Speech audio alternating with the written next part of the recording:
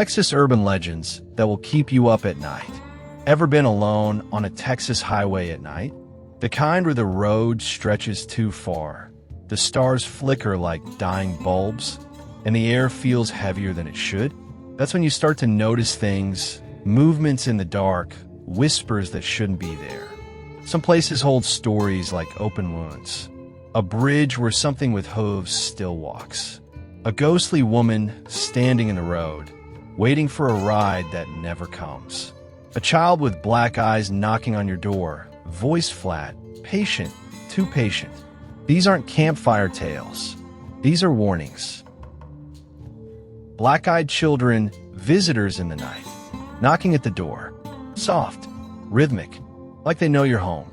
Outside, two kids stand too still, hands at their sides, heads tilted slightly downward. Clothes a little old-fashioned, skin too pale. They don't blink. Can we come in? Something's wrong. Maybe it's how they don't shift their weight like normal kids.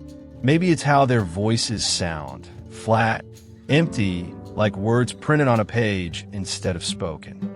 But then you see it. Eyes. Solid black. No whites.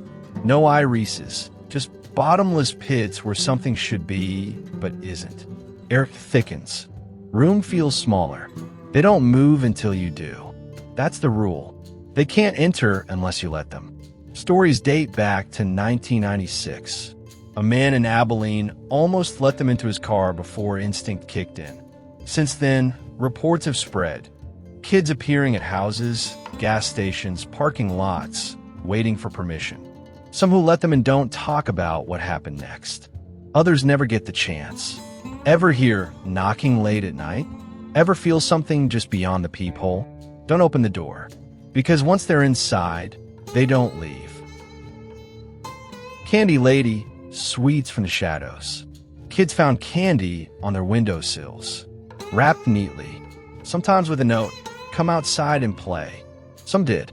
In Terrell, whispers still drift about a woman named Clara Crane.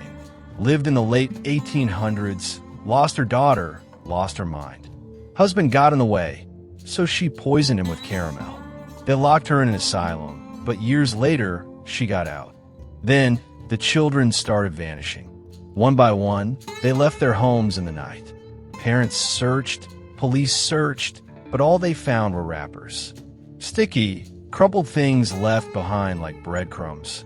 A boy turned up in a field once. Dead. Pocket stuffed full of candy. Nobody saw who took him. Nobody saw who left the sweets. Now, parents tell their kids not to accept treats from strangers. They tell them it's dangerous. But what if the danger isn't a stranger? What if it's someone already waiting, watching? What if the candy is still there, tucked neatly on windowsills, waiting for little hands to reach out?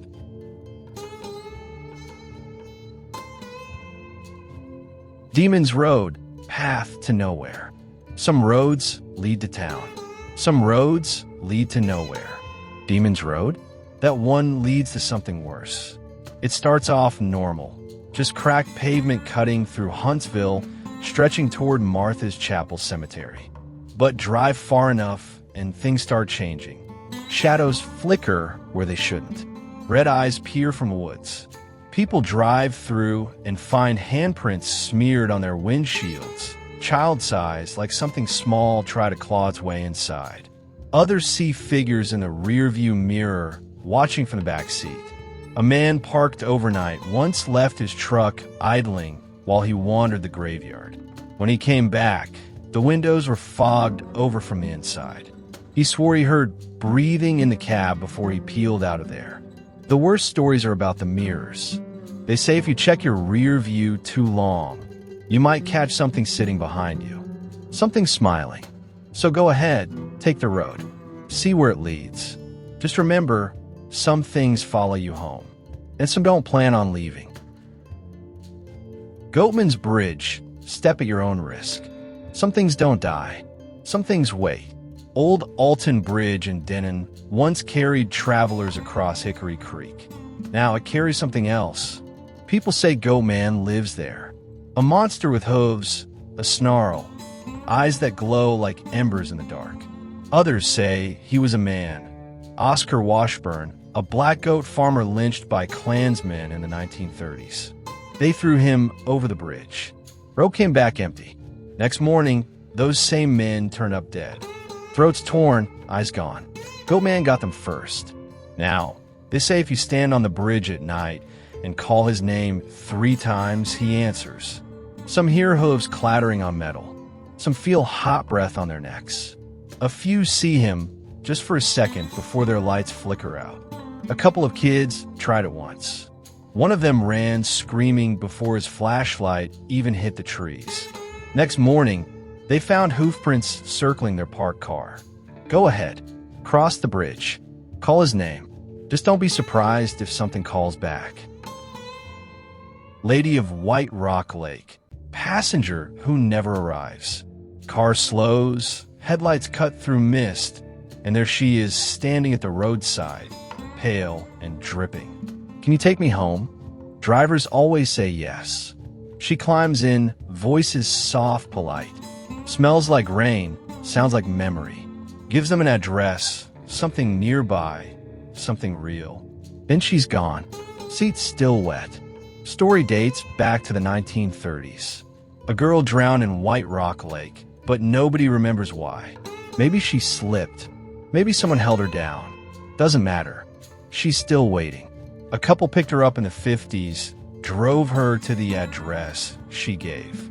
Knocked on the door. "You've seen my daughter," the woman inside said.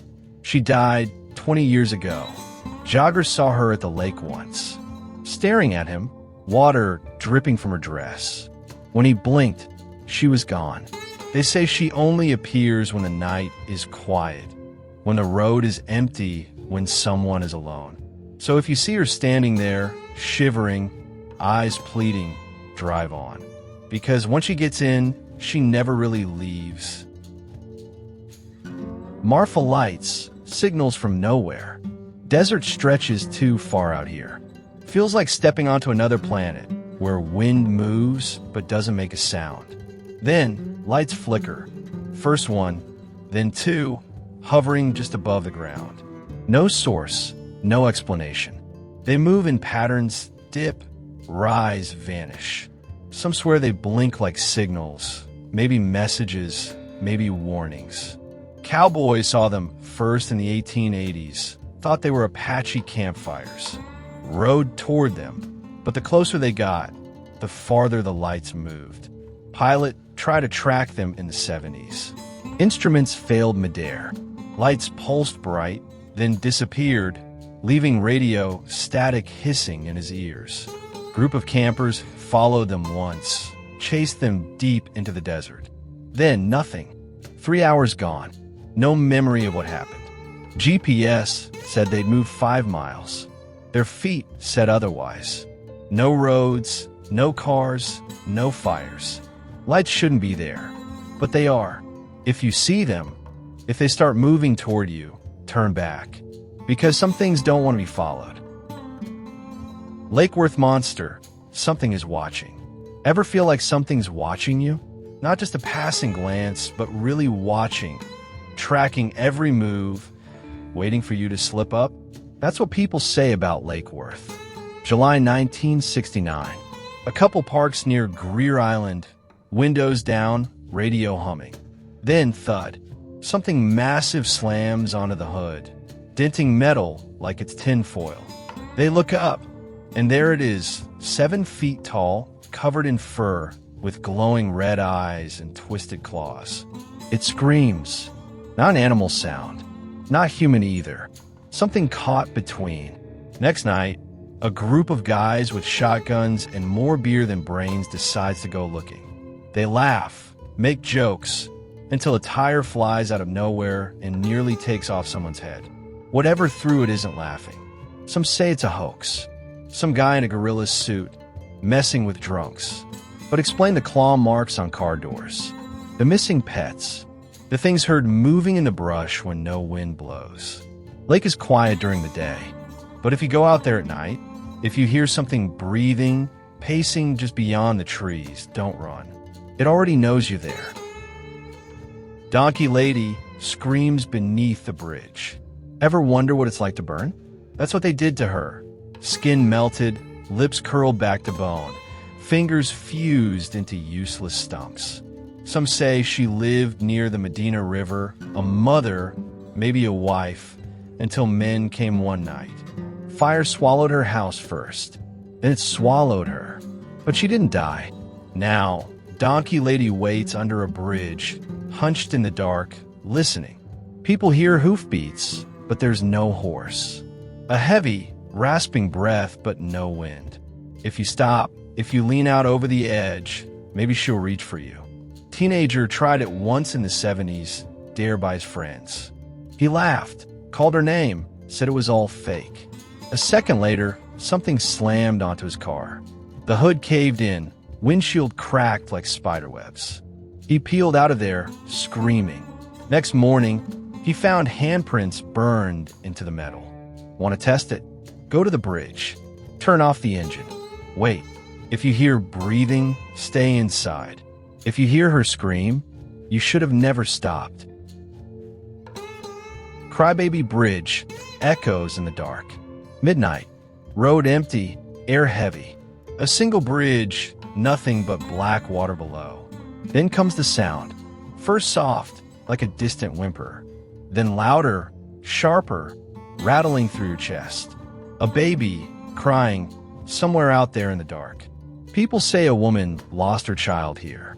Maybe by accident, maybe not. Some say she jumped in after it, but the river took them both. Others claim she walked away, hands empty, never looking back. Truck driver pulled over once, sure someone had left a baby out there. Climbed out, peered over the edge. Saw nothing until something grabbed his ankle. He hit the ground hard, face scraping pavement. When he scrambled to his feet, panting, his boots were soaked. He hadn't stepped in water. People dare each other to stop, to listen. If you hear crying, you're already too close. If you hear footsteps, turn on the car, floor it, and don't check the mirrors. Because sometimes the crying stops, and that's worse. Hairy man, shadows in the trees. Road curves too much. Trees leaning too close. Feels like driving through the throat of something that wants to swallow. That's Hairy Man Road. People say he was a boy once. Got lost in the woods, never came back right. Time passed. Sightings started. A massive, hunched figure covered in tangled hair, lurking at the tree line. He doesn't charge, doesn't growl, just watches. Cyclist went down that road in '78. Thought it was all nonsense. Something heavy crossed his path, just a blur, fast and wrong. He hit the brakes, skidded, looked up. Eyes. No time to think, no time to scream. Something grabbed his bike, tossed it like a toy. His friends found him an hour later, sitting in the dirt, shaking, bike mangled like a bear had chewed on it. He never rode again. If you take Hairy Man Road and feel watched, don't stop.